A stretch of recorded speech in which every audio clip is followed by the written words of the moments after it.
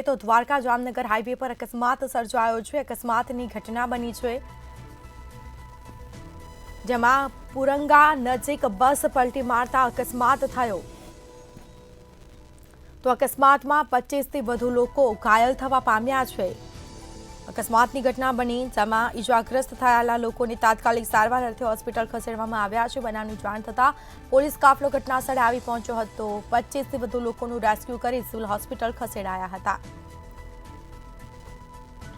જેના સીધા દ્રશ્યો સામે આવ્યા છે। દ્વારકા જામનગર હાઈવે પુરંગા નજીક અકસ્માત થયો।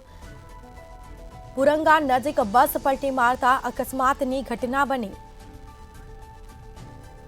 વધુ વિગતો સાથે સંવાદદાતા ઓમ થોભાણી ફોનલાઈન પર જોડાયા છે। જી, દ્વારકા જામનગર હાઈવે પર અકસ્માતની ઘટના બની છે, શું છે વિગત?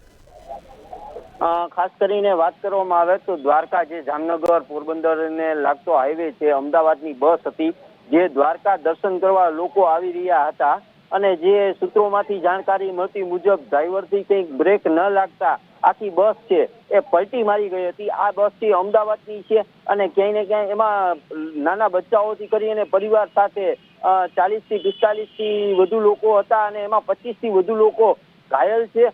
ખાસ જે ટોલ નાકાની આસપાસનો જે પુરંગાનું ટોલ નાકું છે ત્યાં આ બનાવ બનેલો હતો, અને જે ટોલ નાકાના જે પુરંગા ગામના સ્થાનિક લોકો છે, ટોલ નાકાની એમ્બ્યુલન્સ છે, દ્વારકા 108ની ટીમ છે, દ્વારકા પોલીસ છે, દ્વારકા સિવિલ ડોક્ટરનું તંત્ર, જે સિવિલ હોસ્પિટલનો સ્ટાફ છે, તમામ લોકોને 25થી વધુ લોકો ઘાયલ હતા। એમાંથી 7 લોકોને રિફર કરવામાં આવ્યા છે, અને હાલ પણ અત્યારે ટ્રીટમેન્ટ ચાલુ છે, અને દ્વારકાનું જે તંત્ર છે એ ખડે પગે છે।